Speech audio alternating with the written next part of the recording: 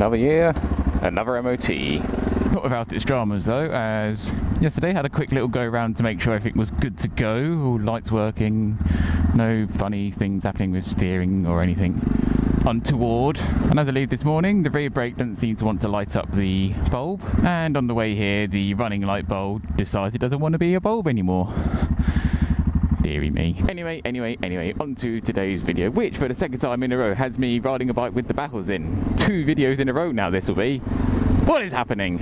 And also for 2 videos in a row, which once again is very unlike me to do, is to have 2 sort of pieces to camera talky sort of videos. However, today's topical topic is more and more relevant as the colder days and shorter days roll on in. Here we are at the end of September and it's time to start thinking about the NEC bike show in Birmingham at the end of November. However, to make what's happening in front of the camera slightly more interesting, I'm doing this whilst heading to a very special point, I feel, to me anyway, being a person from the coast, and that's the furthest point from the sea in the UK. A small farm just outside a small hamlet. What is quite interesting about Church Flats Farm in Derbyshire? I know what it is. It's the point in Britain that is the furthest from the sea. Yes, I've got it, Alan. Being 70 miles from Boston in Lincolnshire. Let's crack on it and get off this dual carriageway. And close the throttle as well, because I can imagine the wind noise then weren't particularly good. Whee! So, MotorcycleLive at the NEC in Birmingham, United Kingdom, 18th to the 26th of November, is that the right dates?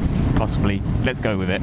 As someone who has been there every year for the last 7, 8 years maybe? I'm not too sure now. A good handful of years anyway. I feel I can share my experiences with quite a few people who question whether it's good enough to go or not. And to give you a hint about how this video is going to go, I have already bought tickets for this year's show, being one of the people that follows MotorcycleLive on the various social medias and getting several tickets for a tenner.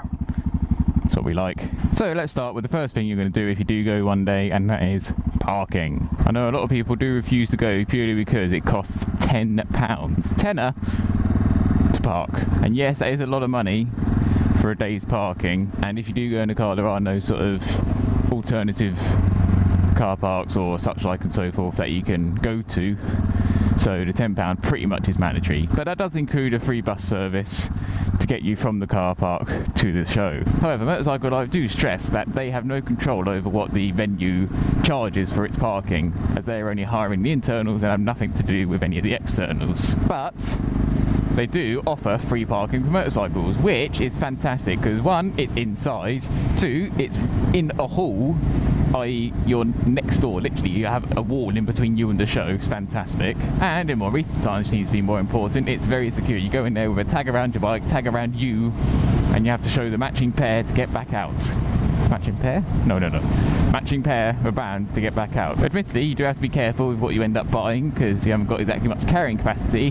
However, if, like me, you go with a group of people, quite often at least one of them will go in a car and a few of you will just go on bikes. So you can all chip in for one parking space, so it ends up like £2 each or something, and then you can buy as much as you want and load it into one car. Top notch. Parking, yeah, it's expensive in a car, but I mean, by the time a few of you get going, even if it's just 2 of you, a £5 for parking, that's not much difference to what you're going to pay in a town centre for a couple of hours, so I say go for it. So, having parked, you've now walked in the show and tickets are on your mind. Hey, Cotton on the Elms. We are near. If you pre-buy, whatever, pre-book, whatever the right term is, your tickets, you can pay, I think, £25 for a ticket, which includes like a messenger bag thing, which is a decent bag. Although they are running the same promotion for 2 years in a row, which could be questionable. Like one year they give you like £10 worth of neck tubes or whatever, another year it's the bag and so on and so forth. Give different gift each year, apart from this year it seems, which I do think is a mistake. But you don't have to buy the bag. When you can pay, I think it's like 20 or 22 or something like that for a ticket without a bag, and £20 for the amount of content you can go see. I think it's a fair price. So you've parked, you've got your tickets, you've got your hand stamped, and you're in the show. How much is there? Well, the first year I went, it was 5 halls, with one hall being purely for a little mini moto track and a wall of death, that sort of thing. However, since that first year, it's been down to 4 halls. Bearing in mind, these halls are massive. Is this the farm? Is this the farm? Is this the farm? It is. Church Flats Farm. I am as far away from the sea as I can be in this country. Top notch. I think this looks rather typical of a small Derbyshirean farm and village, and a couple of churches there and there. Yeah. Let's go via Melbourne, which for anyone who doesn't know what Melbourne is, as in the UK version, they're currently thinking, why is he going to Australia now? Anyway, where was I before I got to the farm? Yes, the show. So, spread over 4 halls. Bearing in mind these halls are massive, huge buggers. If it's a route march around all the little aisles and main walkways through, I'll tell you, it still would take you a good couple of hours to do it. If you got there at 9, you'd probably be able to see everything by lunchtime. But that's before you do anything at all. And believe me, there's a lot to do there. If you want to have a go on a bike, plenty of ways to do so, and most of this is either free of charge or quite a small fee really for what it is. There's always been the Yamaha motocross indoor thing. Last year there was off-roading on adventure bikes, multi-shod enduros, GSs, all that good stuff. If you want to do road riding as opposed to off-road riding, you can do a test ride thing where you go out in a group on a loop, like you do at these sort of events where a manufacturer brings a load of bikes to a cafe or something and you can sign on and have a little loop. If you've never ridden before at all and you want to have a go on a road going vehicle, there's the Get On experience where you can have a go on a little either a geared 125 or a 50 thing, same sort of thing you have for your CBTs. Basically there's so much, if you do want to have a go on a bike, to do. However, if you do want to do things like the Yamaha off-roading or whatever, the first thing you should do when you walk through that door is go to the stand and book your slot, because that's what everyone else does, and therefore they always book up quick. However, like me and pretty much the group I normally go with, and if you don't really want to do any riding a bike, you're there to look at stuff and buy stuff, then that's when you can go sit on all sorts of bikes that otherwise you wouldn't be able to touch. If, like me for example, say 2 years ago, who had just picked up this about a week before the show started, I would have had no interest in thinking about buying a new bike. 1, couldn't afford it. 2, just got one.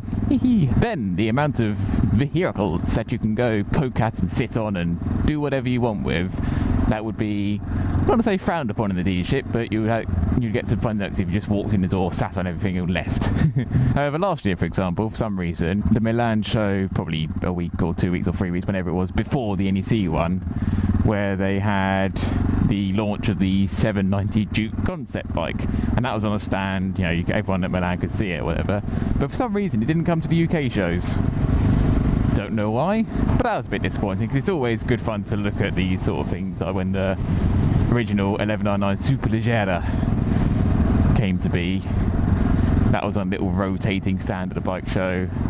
Same with the 1299 and so on and so forth. Bear that in mind. The NEC show is not a carbon copy of what you're going to see in Milan or something. But what always is the same is the amount of trade stands there, which is always dangerous. There are loads of trade stands there. Each one of them's always got their show special prices, and I know quite a few people say they're not that special prices, and yes and no is the answer to that. Yes, if you go online because you really want some Alpine Stars boots or something, there's a very specific model that you want, quite possibly you'll find it the same price, if not cheaper, online than you will at the show, say if it's the latest one out or something. Whereas if you go to the show thinking I need a new pair of boots and you just got a list of requirements, then you will most likely save quite a bit of money versus going online, as well as being able to try things on, of course. And I think that's the main way to do bargain hunting at the show. The deals are there because there's a bit of advanced research, and don't go there expecting to get a very specific boots or gloves or jacket or helmet or whatever. To put it into perspective, last year's thing to buy at the show for me was the intercom. I went to the show with my list of requirements and a few that seemed to suit my needs, and I came away with the one I've got now, and got it instead of £170 for 120. However, I am singing the praises of this show to high heaven because I do love it a lot. But I have missed one important factor, which, let's face it, is atrocious. And that, ladies and gentlemen, is when it comes to lunchtime. Oh dear, oh dear, oh dear, oh dear. From what I can remember, last year's lunch purchase was probably the best one so far. It was like a toasted sandwich. I think I had like tuna and cheese or something. But it's the sort of thing that you would expect to get from a Greasy Spoon cafe for like £2 and 50p for a tin of drink or something. It's that sort of food. Whereas they charge closer to 7 or 8. They're not the only people to do it. Everyone does it that has these sort of events. Once you're in, they know you're not going to go out and about for it, so they'll charge what they want. That means that it isn't the show charge, you know, it is each individual vendor. Quite often, all the tables are fill up and you see people just sitting on the carpet around the vendor stands. Not good, not good. But, hey ho. Melbourne! There you go, see? Melbourne, UK. And at the end of there, that's the only thing, in my opinion, that brings the show down a level. It makes it most certainly an event worth going to. And with that, I believe I've probably yabbered on so much longer than I really wanted to, and this video is going to be too long and too awful. But hey ho, it's a video and it covers an important topic, and I haven't made a video for like 6 weeks or something. I haven't made a video because I've been lazy. I just haven't done anything interesting at all. It's like today, it's not really been that interesting. I've got an MOT and went to the furthest point from the sea, but at least I've had a topic to talk about. But it ain't no racing trains or anything, is it? Speaking of which, that video was one of the most fun to make and do that I've done on the channel, I think. I really do like that one. Actually, no, that being said, the sidecar one was good.